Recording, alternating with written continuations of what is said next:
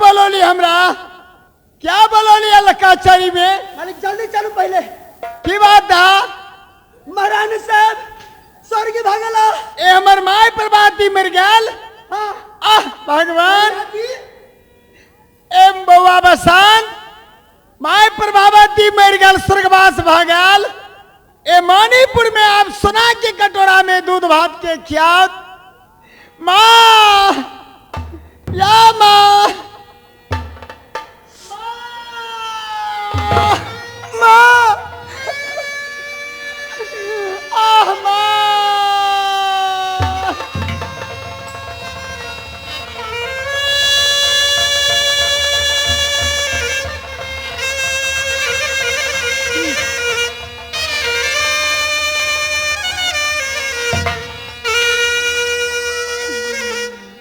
मैया जी गैया पाने मैया हमर मोरले हमारा छोरी के यही गाये लेना गई ना माँ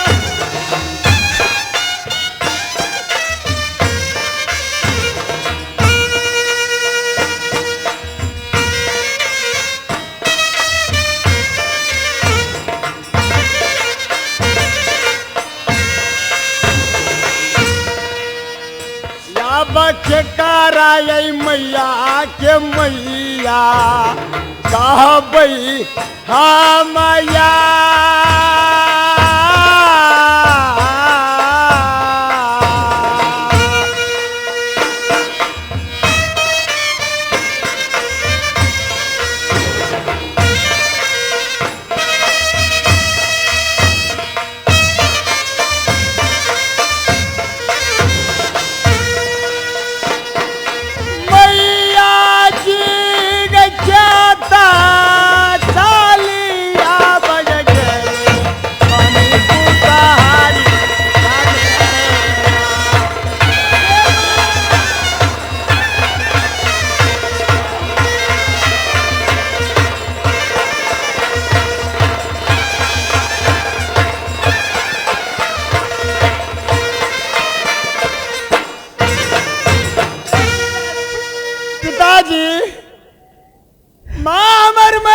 मणिपुर में हमरा शीत बसंत दोनों भाई के विपद पड़ गल बउआ हाँ तू चिंता नहीं कर हम छियो ने मैं ए हमर माय तो मर गला तो तू के कौन माय हवा मैं मर जाए छे तो बाप मैं नहीं बने छे कि पिताजी आप मणिपुर में शीत बसंत के नाराज हमारे माय दोनों भाई जी बालक सोना के कटोरा में दूध भात के खियात और स्कूल पढ़ेला ढौआ के देत बउआ बसंतो के बोलाओ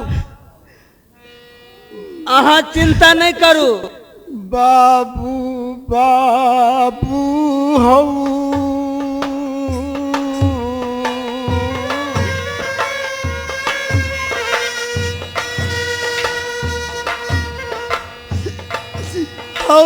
माया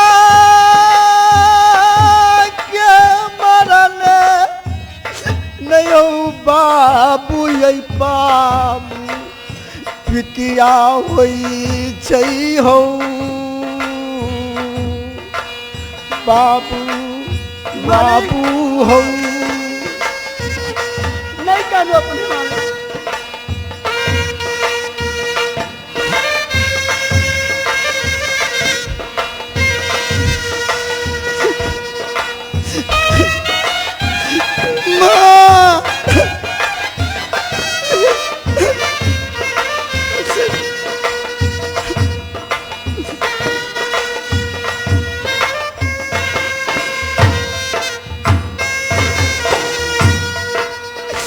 भैया भैया हो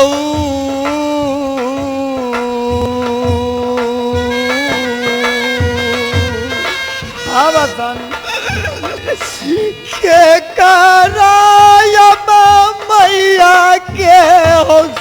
गोदारा ये मैया मैया ये कहबा न हो मैया हाँ बाबा बसान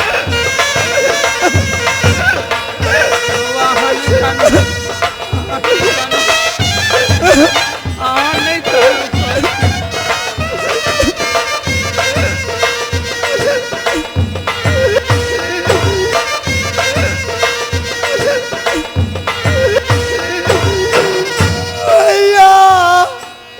बउआ बसंत और माय प्रभावती मृगाल एकरा संस्कार देला चला मणिपुर शहर में केकरा माई के माई कामयाब भैया अब केकरा मलकिनी कह के पुकारा बउआ अहाँ कानू नहीं अहाँ कानब तो नीक नहीं है क्या कि अहाँ के मैं नहीं मर गया हम अहाँ के बाप अखन जिंदा छी बाबूजी माता के मरने बाप पितिया हुए दुनिया में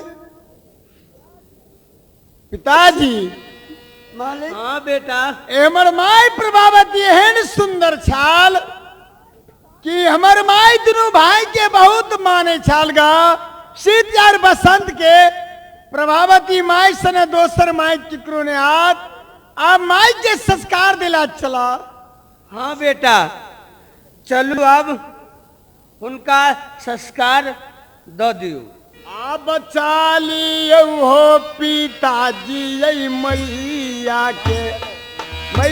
के संस्कार दिलया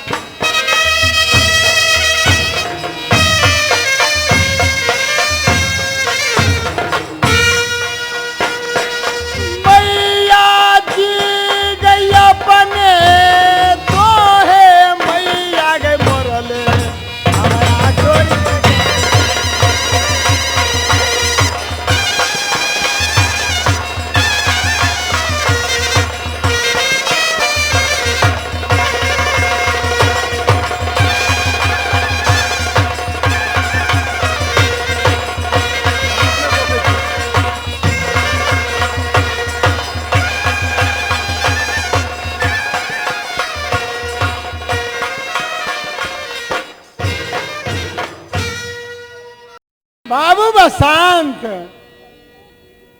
भैया जी ए बाबू बसंत अपन माय प्रभावती स्वर्गवास भागल मणिपुर शहर में अब अपना दोनों भाई के खाना खियात केकरा माई के माई का अब ए मणिपुर शहर में भारी विपद पड़ गल भैया जी हाँ हाँ अब दोनों भाई के पढ़ाई छूट जात कारण टाइम पर माता जी वो खाना दे छल टाइम पर दोनों भाई अपना पाठशाला में पढ़े छली आप कौन उपाय करब भैया जी और भाई बसंत भैया चला जी। अपना दोनों भाई स्कूल पढ़ेला और पिताजी रात लाल का चरी में दोनों भाई की करवा माय मर गए तो दोनों भाई पढ़ गया पिताजी अपना सबके खाना खियात और निमन से राखत बाबूजी चलो भैया जी या बाबा बुआर चाली यौ में या बचाली यौ सुंदर ये सकुला ना हौना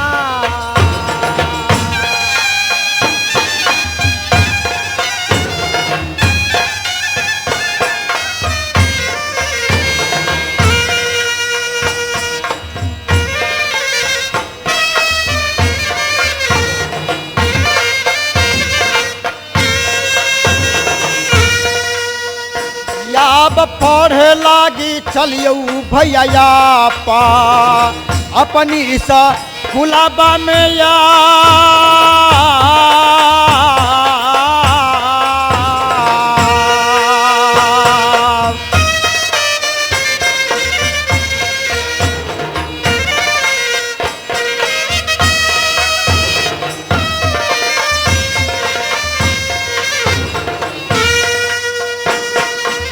भाइया हो कोना का या बराबा मणिपुर नगरी या में हौना।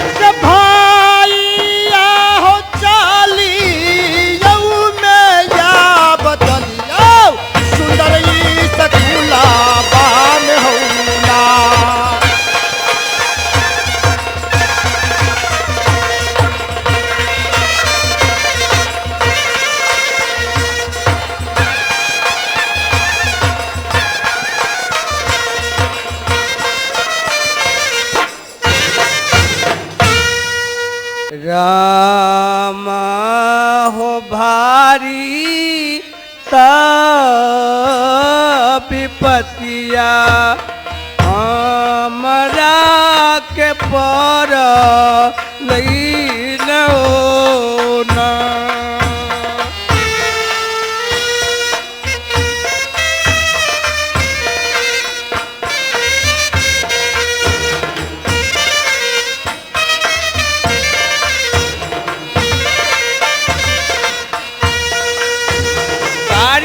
जुलुमुआ पड़ल हमरा के आजुया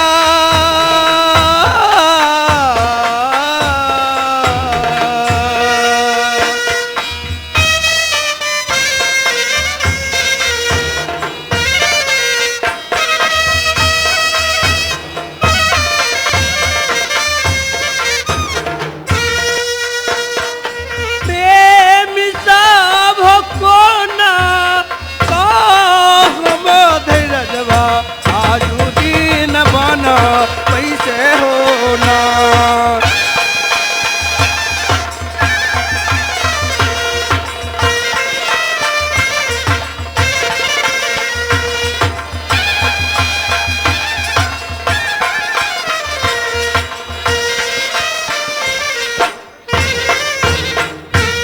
मालिक। हाँ मंत्री जी।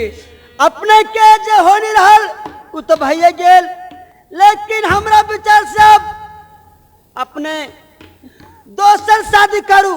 ये तब बउआ शीत बसंत के प्रत्येक दिन स्कूल में पढ़वे के लिए भेजबै छी। खाना करे में बहुत लेट भ जाइए, मर्द वाली बात। हम चल जाए छी दोसर काम धंधा में, तो अपने शादी के बारे में कुछ सोचल जाओ, बुझली? मंत्री साहब। सरकार, एक देश के हम सब जनता सब छी सरकार। रानी साहब तो गत भइए गेला, जीवदान के बख्श पाए तो हम कुछ सुनाब सरकार। अच्छा, हम तोरा कहे छो सुनाब, की कह चाहे छा एकदम स्पष्ट में बताब। सरकार, हमरा लोगन के कथन यह है, अपने के शीत बसंत दू लड़का ये, दुनू बच्चा ये, बाल बोध ये, दुनू ओ स्कूल हमेशा करी छत। जाय में टाइम पर दुनू लड़का के सरकार खाना नहीं भेटते। अपने के मंत्री साहब खाना बना कर, जय दिन से रानी साहब मर गया हा, वही दिन से मंत्री साहब खाना बना कर दुनू बच्चा के खुआ के भेजिए। टाइम पर सरकार खाना नहीं जुम रहा है बच्चा के। है हमरा लोगन के विचार ये, अपने सरकार दोसर शादी कैल जाओ। अब हम खाना बनाओ कि दोसर आजकल देखू, तब खाना नहीं बनी है। पूरा राज्य में सरकार उदासी छाप रहा है। एखने हम शादी कलू तो लोग हमरा की कहत? सरकार शीत बसंत के हक में निक है, बहुत निक है। पूरा जनता लोगन के कथन सरकार। सारी प्रजा कहे छे कि शादी करूं। जी हाँ, लेकिन हमर आत्मा नहीं गवाही दे रहा है कि हम दोसर शादी करी। नहीं सरकार, शादी काले से ठीक है। विश्वास करो अपने मंत्री साहब जी। अपने के केना बुझाइए? ए हमो तो वह बेचारे हम तो जय दिन से मलकान स्वर्गीय होला वही दिन से समझावे छिए। नहीं हजूर शादी कर ले जाओ। विशेष बउआ के लेल कहै छिए बड़ तकलीफ होई छै। से तो हमहू बुझे छी कि हमर शीत बसंत के बहुत तकलीफ भ रहल है, खाना खुराक सब में तकलीफ भ रहल छै। तो कैल की जाओ।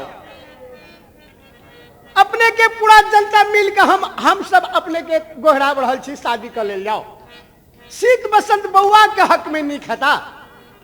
ई शादी केला शीत बसंत के नीक में हक हेतै ने? जी हाँ, बहुत नीक हेतै। एमे तो कोनो आपत्ति नहीं, कोनो दुमत वाला बात नहीं, कोनो दुमत के बात नहीं। नहीं। अच्छा यदि अहाँ सब चाहे छी तो ठीक है, हम शादी कर सकै छी। मंत्री साहब जी अपने एक काम करू, कौन काम? अपने जाओ लड़की खोजे के लिए, और जब अपने के 100 लड़की में एक लड़की मिले सुन लियो। अच्छा लड़की कहन चाहिए खूब धनिक घरवा के लड़की में सबसे गरीब के लड़की होत, और वस्त्र के टूटी होत, अन्न के टूटी होत, तेहन लड़की से शादी राजा साहब के कल जाए।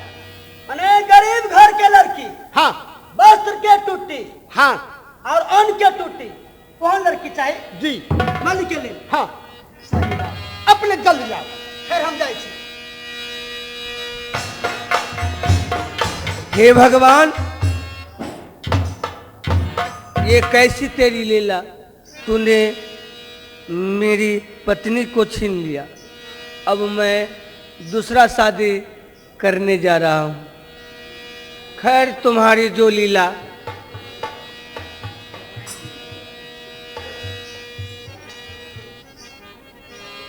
बाबू साहब गए हमारो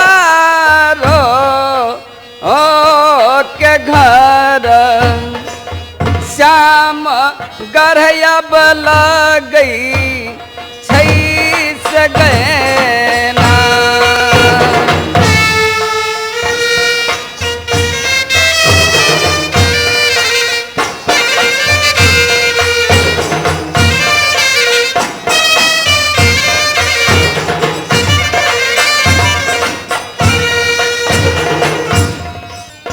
अब बाबूजी के नाम हुआ ये श्याम, श्याम सिंह लगई होया।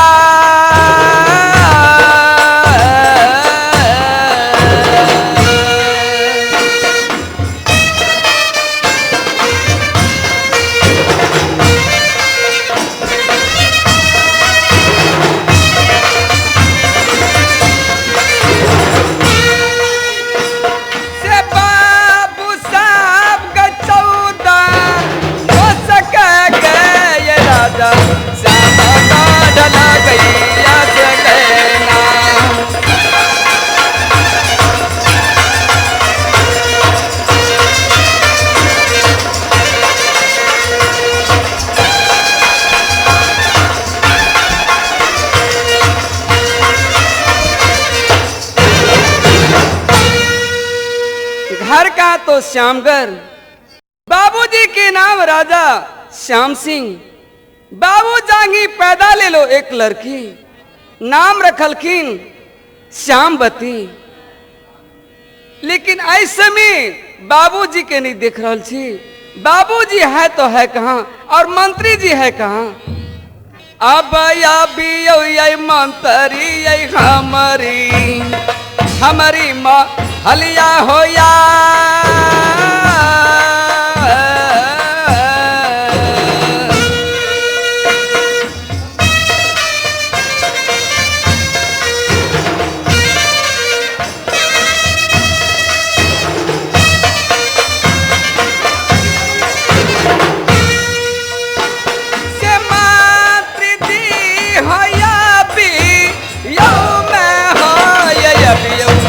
हमारी महाली या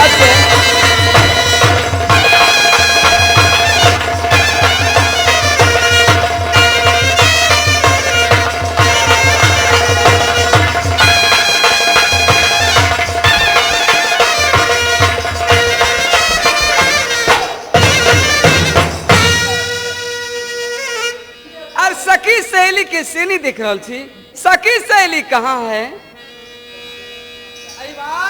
अहिबान दीदी क्या ते बेकार व्याकुल छै अहिबान तू नहीं बुझी छ? अहिबान नहीं बुझी छी और बाबूजी है कहाँ?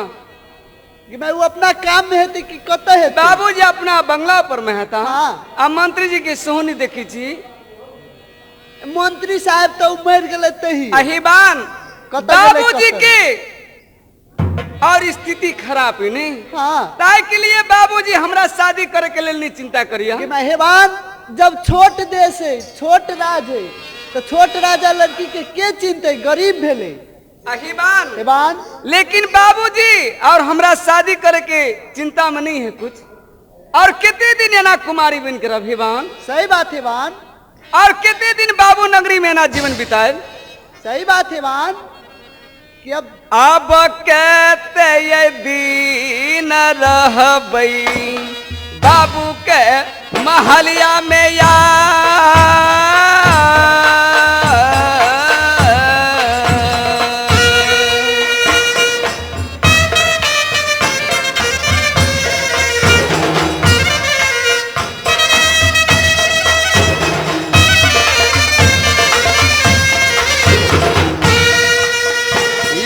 चढ़ली जवानी ये बीतई हमारा ये बीतई हो या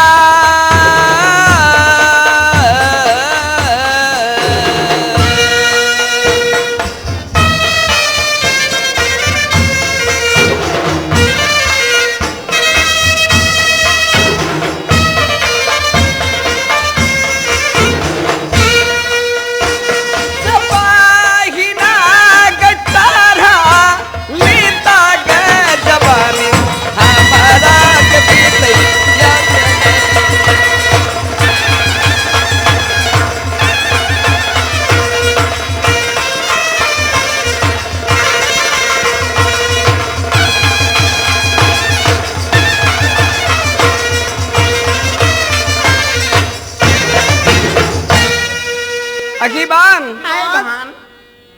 कुछ देर अपना सब आराम करा हिबान। सही बात है अहिबान ये करियो या रमुआ अब गए बहिना ये अपनी महलिया लगे बहिना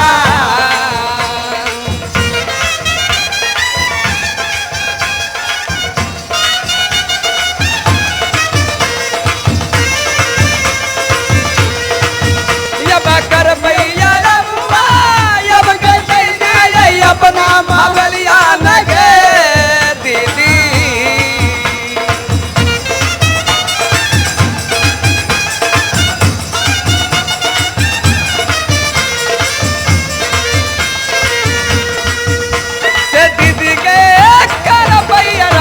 अपनी महालिया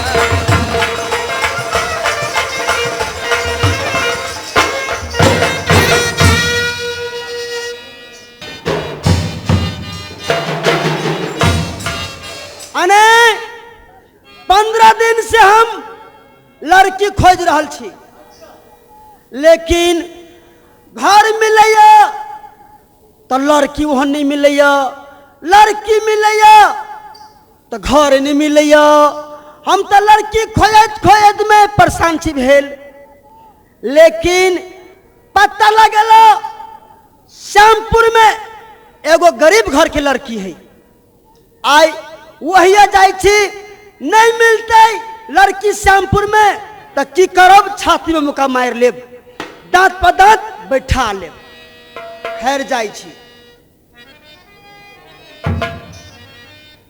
प्रेम साब हो धैने रहिया हम जाइ छियै श्यामपुर नगारी या में हो ना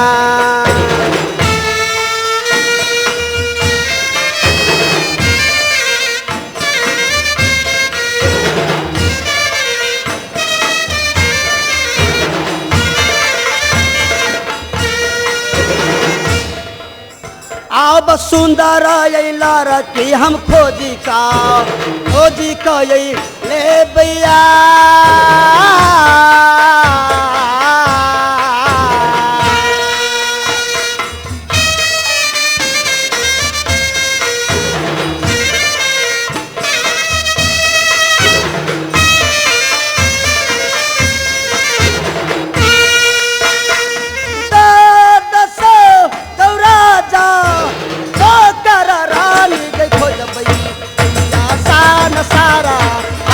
गो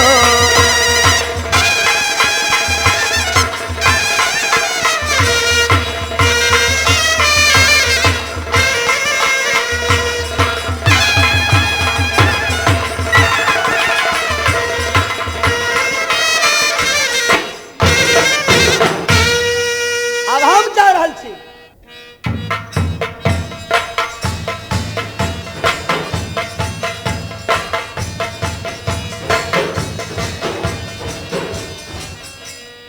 ओ अपने सब क्या छी कि मैं के छी ए गरीब देश के लड़की सब छी। साईं बहु में तो लिखल है श्यामपुर नगर, साईं बहु में लिखल है श्यामपुर नगर। साईं बहु की साइन बोर्ड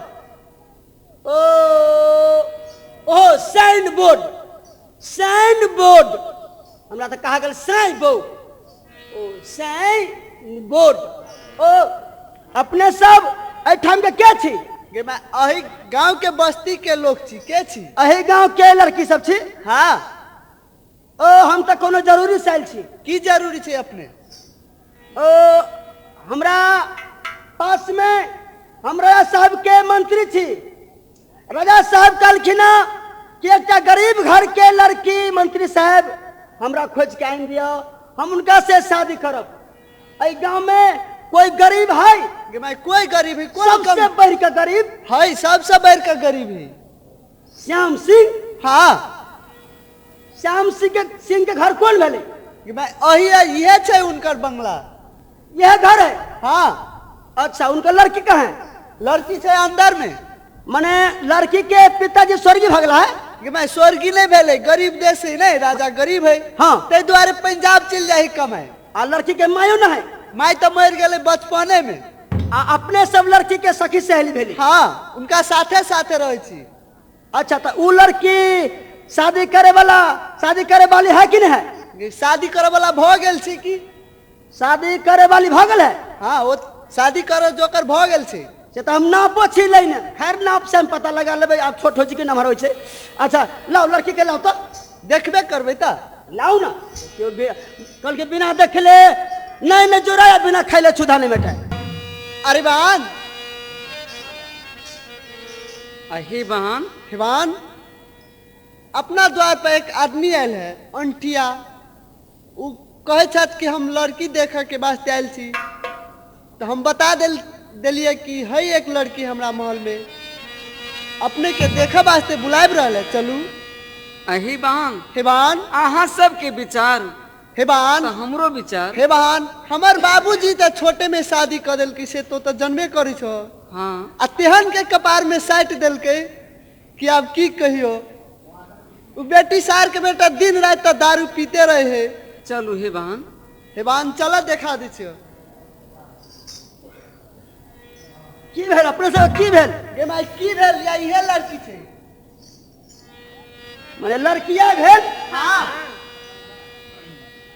लग में ना हम नाप छिलै ने। गे माई लग में के लाली कोनो नांगर लूल्हा है। ओ लड़का के नाप छिलै ने नाप लेबै निक रहते। अने दूधवा के बर्तन लो किनिया माटी के बाजार में तो 10 बेर ठोकैया, लेकिन हमरा ई जिंदगी भर के सादा है। केला आए के लड़का के बच्चे है से लाओ नजदीक में लाओ ना। अहे बहन हाँ। अपने के नजदीक में बुलाब रहला। हाँ। चलू ना। चलू रह दियो। बाबा तोर नाम की भेलो? हिवान श्यामवती। घर कहाँ भेलो? श्यामगढ़। सही बात, मैंने लड़की वाला बात है, नाम पूछना फर्ज है। कह रहा था हमारा जिंदगी भर के सादा है।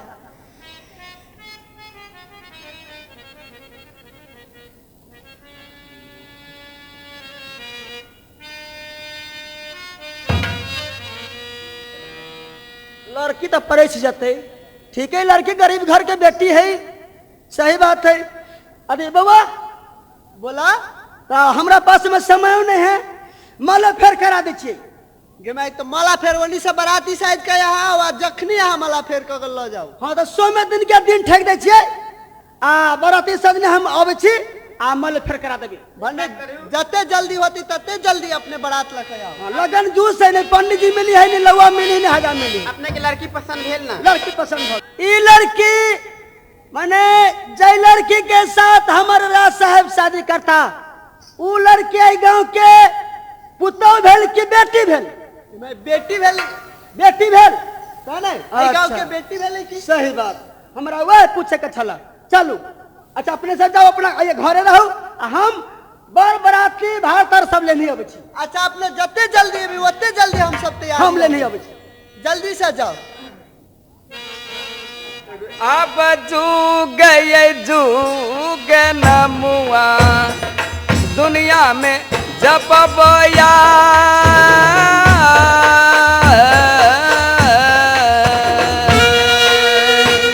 अब खुशी तमा गाना में ये रही भाई ना